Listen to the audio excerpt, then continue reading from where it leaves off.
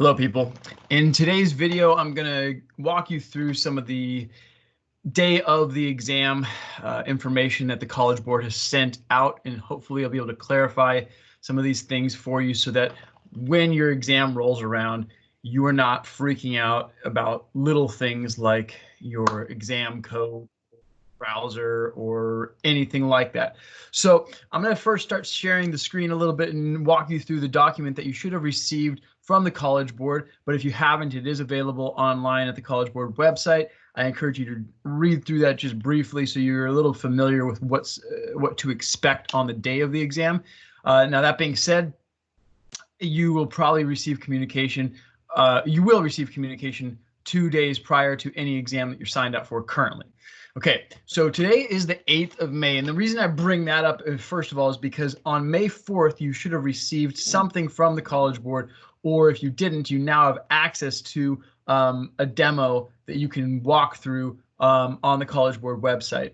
And what that really is basically a way to familiarize yourself with what to expect on the day of the exam. So it's basically a practice exam without taking an exam. It's just walking through what it looks like, what the browser is going to be, where to click, where to input this information and that information, so that on the day of the exam, it's not new to you and it doesn't take an exorbitant amount of time. And that being said, even if you don't do this, or even if you do go through the demo, they are recommending that you check in to your exam half an hour prior to the start time so that you're all set up and you don't have to worry about little details that aren't related to the actual content that you're submitting. Okay. Anyway, let's walk through what they've shared with you. Okay, so this is what the document looks like. It's 51 pages, and that's because it covers all of the exams. We're not going to go through all of that together, but we're just going to cruise through some of the basics. Okay, so so let's take a look first about your AP Exam e-ticket. Your AP Exam e-ticket is going to be given to you by email 2 days prior to the test. And it will be sent to not your school email, but the email address that you've signed up to AP Classroom and are registered for the AP exam. So make sure that your information is correct and you have access to that, so you know where to check. You can also access it on your AP account, it looks like, and the links are there as well. So you shouldn't have any problem with that. They're sending it 2 days before, so if there is some problem, you can sort that out prior to the exam. Okay, this isn't that complicated. Okay, next, we're going the wrong direction. Perfect. Is the testing time. Remember, your e-ticket is only valid for the May exam schedule. The reason this comes into play is because if there's some sort of tech issue during your exam and you need to take a makeup exam, your May e-ticket will not be valid.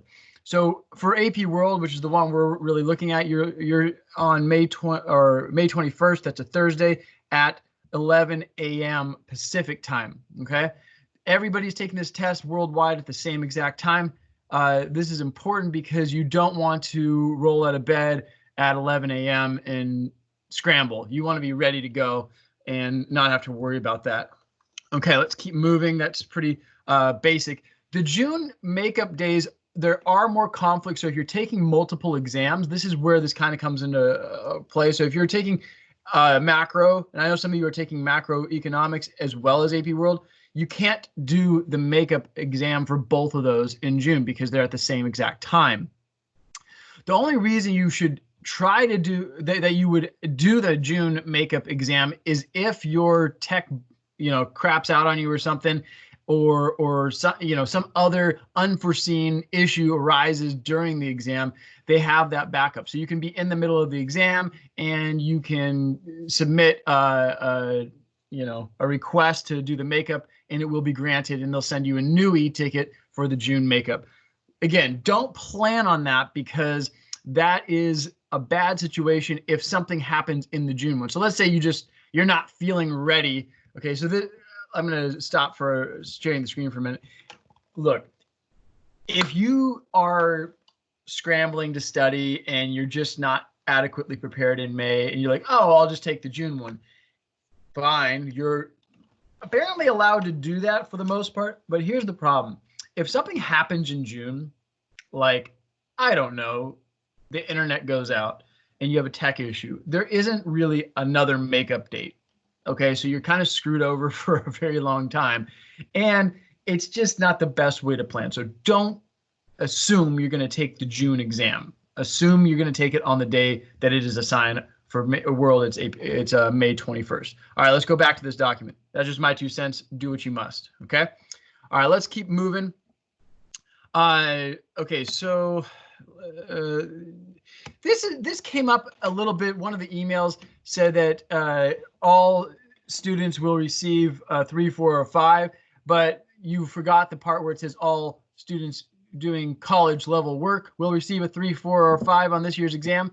That's an important distinguishing word there, because not all students do college level work on their AP exam. That's why they fail the AP exam. Okay. I expect most of you are going to be doing very well, but that doesn't mean that they're going to pass no matter what. Okay. My son, as I said, is a 3-year-old and he colors very well, but if he submitted that as a DBQ, for example, that is not going to be qualified as college level work. Okay. It's just not how that goes. Okay. Moving on. Okay. Let's actually talk about how to submit. Okay. They have given you 3 different ways to submit your responses. And the first way is that you copy paste from a type response. So basically you have your test open and you are going to type into Microsoft Word or some other word processing application, and then you copy that from there and paste it into the test browser and hit submit. Easy enough. The second way is you, instead of copy pasting in that same word processing thing, you type and then you save a doc and then you attach it to the submission as a doc file of some kind. Okay, there's a certain amount of acceptable file types. You can read through those and figure that out. The third is to handwrite and attach a photo of your handwritten response and submit it directly to the test. A lot of you have asked kind of what I think the best way to go, and I'm just going to talk about this for a moment. If it's me taking the test and I have the option to type, I'm going to type. The reason I say that is because I'm much faster at typing than I am at writing by hand. I wouldn't worry so much about the handwriting issue, though. If your handwriting is atrocious, typing is going to be your friend. Now, I'm not saying that you have to type. Some of you are really good at writing by hand, and by doing that by hand, it's going to help you kind of think through the information. If that's you, by all means, write by hand. They've given you the option because they know some students that are going to defer to that. Now, that being said, if you have the option to type and you're good at it, the only thing I would say is that you need to make sure that you have auto save on whatever word processing thing. You don't want to lose your work, and you certainly don't want to be stuck, retyping it, or for whatever reason having difficulties transferring what you've typed to the browser. So you want to kind of walk through what that would look like prior to that. But that's just my 2 cents. Okay, let's go back once again to this document and see if we can't figure out a few more things. Okay, so I'm not going to show you all the stuff. They walk you through how to submit, and they tell you all the different file types that are acceptable. You can look at that on your own. And then there was a few other things. Some of you are testing with accommodations. If you don't know what that is, that means you don't have them most likely. But basically, if you have extra time, it's built into the timer automatically. You don't need to do anything. If you've set it up months in advance, it should be fine. Okay. Requesting a makeup exam, I kind of went through that. You need to submit that form, though, within 48 hours of your original test date. So if on the May 21st you have a bad day and something happens, you have effectively 2 days to submit a request. Okay. They're going to review the form and send you an email approving or denying the request. You can't just be like, oh, my brain wasn't working. There has to be a legitimate reason why you're requesting it. And I don't think they're going to be super strict on granting those, but I wouldn't count on it just because maybe like you didn't like the question or whatever. Don't do it because the question was too hard. That's not smart. Okay. All right, moving on. Okay, let's skip through this. Steps to take before exam day. Reviewing the contact information. I mentioned that earlier. Check your tag. This also goes, like, you can actually take this test on your phone. I would not do that, but I would definitely make sure your computer is fully charged. and is plugged into a surge protector. That means if there's some sort of power outage, your computer doesn't break. But also I would, probably advise having backup tech just in case.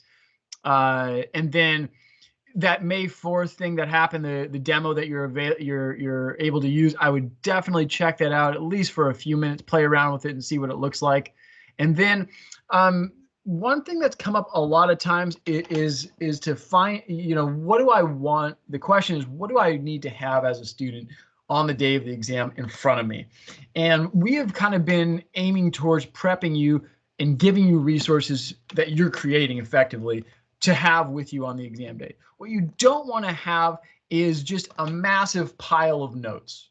And the reason I say that is obvious. You don't want to have to be sifting through 600 pages of handwritten notes trying to find one little detail about, I don't know, the Ming Dynasty in China, okay? You need to have stuff organized and laid out by the specific units laid out by the College Board.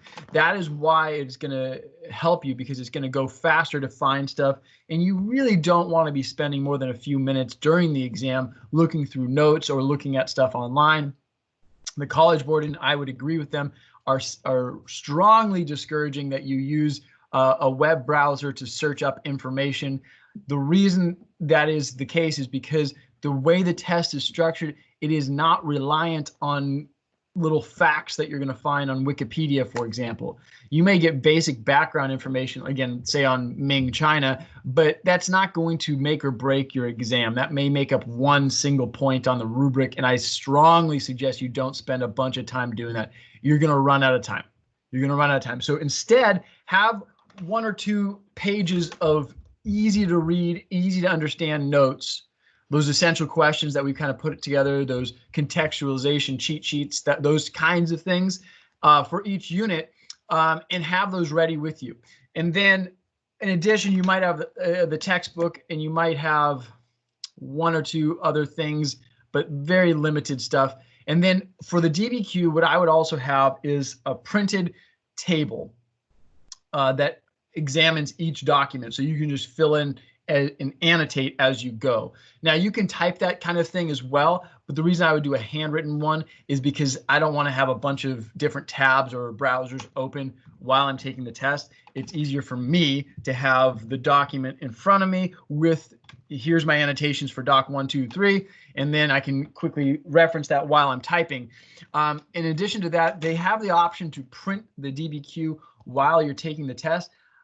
I would try maybe to print that, but look, we're working from a government issued computer and printer. I speak from experience that doesn't always go very quickly. Sometimes there's a connection problem or whatever, and it doesn't print right away.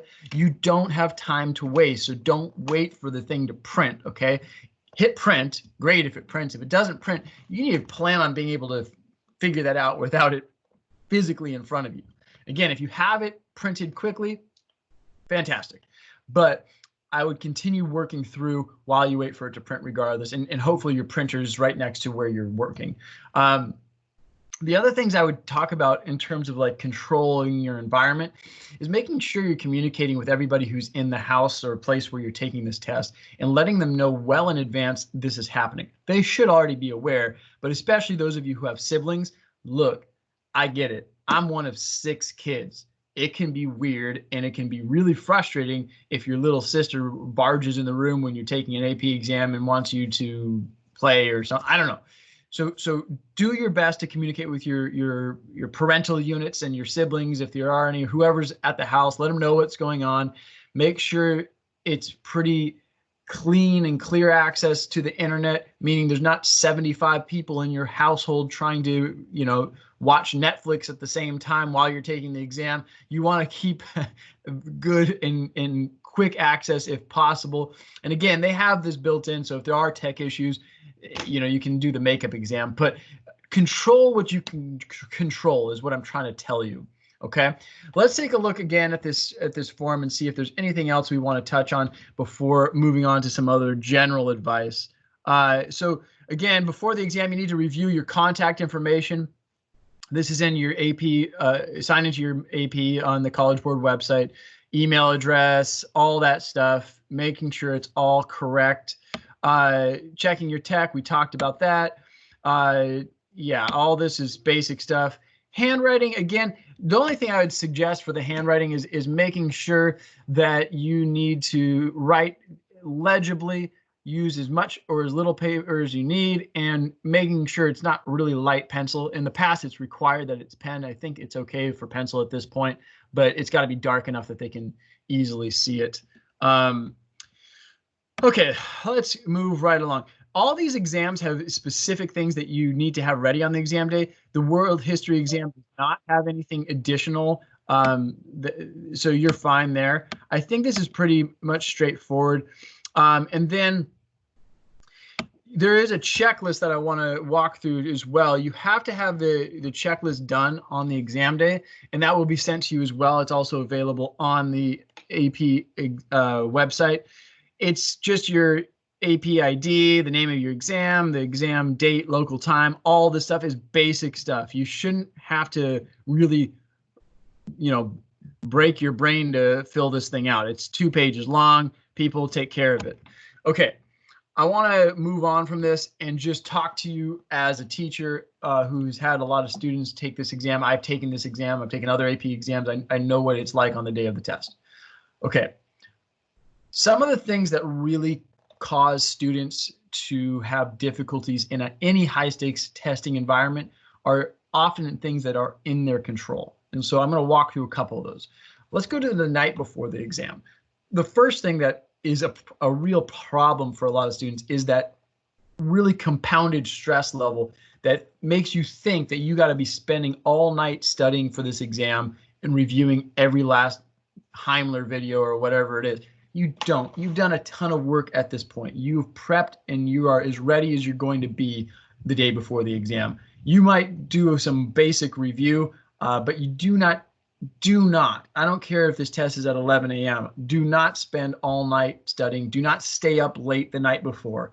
I know it may be hard to go to sleep because you're nervous or anxious or whatever, but do your best to get a solid 8 hours of sleep the night before the exam. Okay, and that means you need to turn off social media. You need to turn off the TV and all that stuff. I would suggest grabbing a book that you're reading and just fall asleep. Go to sleep by 10 p.m. Okay, and get a good 8 hours. And then the morning of, you're gonna want to probably do some just basic things to turn on your brain so that you're not waking up as you're taking the exam.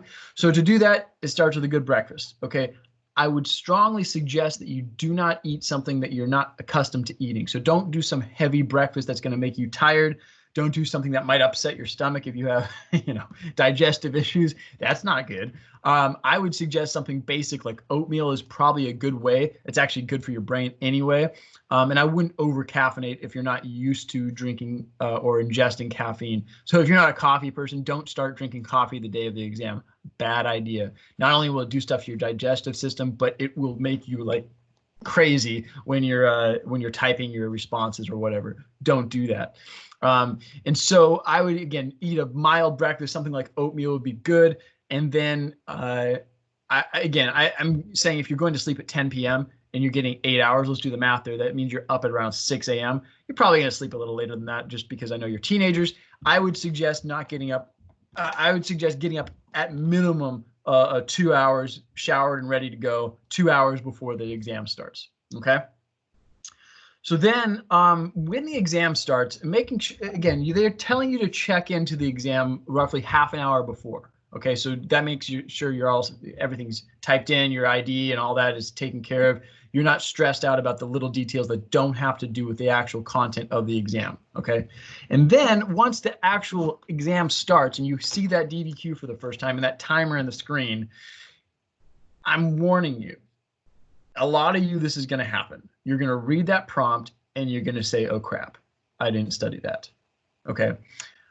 I want you to take a breath, no matter what the question is, even if it's a question you feel good about. Take a breath, really decipher what the question is asking, and remember that you're so familiar with the rubric by now and with the skills to get those points on the rubric that it doesn't really matter how much you know or don't know about the subject or the topic of the prompt.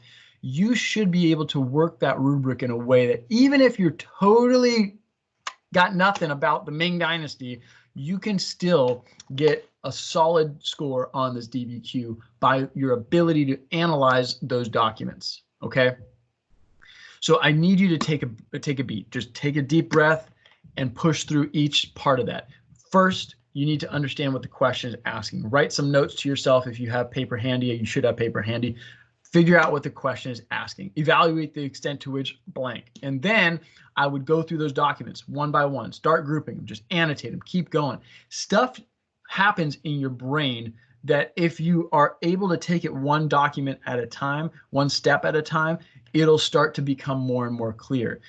The problem that you could have is that if you freak out at the question and can't get past that, you might find yourself in a really difficult situation. You can avoid that. You can control that. That test anxiety is real, but it's something that you should be able to kind of get a hold of in a pinch. And to do that, you really want to be able to take this one step at a time. That's why I say do the prompt and then start tackling those documents. You've been trained for this. You know what to do. One document at a time. Annotate. Look at the sourcing information. Look at the geography. Look at the pieces themes. Look at how it relates to the prompt. Look at how it relates to the other documents. You know these steps. Follow them, and your brain will start to activate and do what it has been trained to do, and you should be able to knock out some points. Look, worst case scenario, again, you don't understand or you don't know the content of the prompt, you still are going to be able to work those points on the rubric. You still should be able to knock out a solid score because the documents are not written in some foreign language. They're not super complicated. They're hard, but they're not so complicated that you won't understand a couple of them. Remember, you can get evidence point number 1 by looking at the content of 2 docs and basically summarizing that in 2 out of 5. If you can't do that, people, I've been doing something really wrong this whole year. So let's be honest, you can handle this. I just want to think of a couple other things. I mentioned this to a couple of you over the last couple of weeks. When you have that 45 minutes, 5 of that minutes is generally assumed that you're going to be finalizing the submission, like you're saving it or you're copy pasting and you're hitting submit and all that. So I really want to caution you against using that 5 minutes to write. Okay. If you don't finish your essay, like let's say you're running out of time and you're in the middle of a sentence and you see like there's 3.5 minutes left before you have to submit, just submit it. Just submit it. They don't care. They know you're on the clock. They're going to read what you have and they're going to grade what you have. If it's not a complete, fully fleshed out, beautiful, stylized essay, it's okay. The rubric is not designed to assume that. It's designed to assume that you have engaged and analyzed these documents with a historical reasoning skills that we've been training you for. So submit what you have no matter what. No matter what, submit it and you should be fine. I mean, I can't tell you how many essays I've graded where it ends in the middle of a sentence and you still knock out a very solid score. So just keep writing. I would write for 40 of those 45 minutes, or rather I would be writing until 40 minutes have elapsed. And then with that last 5 minutes, I would quickly run through and check to make sure I have my thesis and then I'd save and submit. Okay. That's just me. I want to be at rest and relaxed. And then once you're done and have submitted, people, it's done. It's over. You've finished. You've done it. And there's no point in stressing out because it's out of your hands at that point. You've done the work. You've done the preparation. You've done everything in your control to get a good score. And look, if I've done anything right and you've done the work that I've encouraged you to do, you will do well and you will get a good score. Remember, last year's class, 97% pass rate. Okay. My average was over a 4. Okay. Now, if you don't get that, that's okay. A passing score on the AP World exam is phenomenal. It's one of the hardest exams that the College Board offers. And certainly if you pass that, you're better than over half of the country. Okay. So that's something to be very proud of. Regardless of what happens, I'm proud of you for putting in this whole hard work. I know you're going to do great. And I believe in each and every one of your ability to be successful in this exam. We have a few days left. We have a little less than 2 weeks. And if you need anything between now and then, I encourage you to like, comment, subscribe, and let me know how I can help you between now and the day of the exam. AP Euros next week. You people, I know it's a big task, but you can do it. All right. I'm signing off for now. Hope you have a great weekend. I'll talk to you very soon.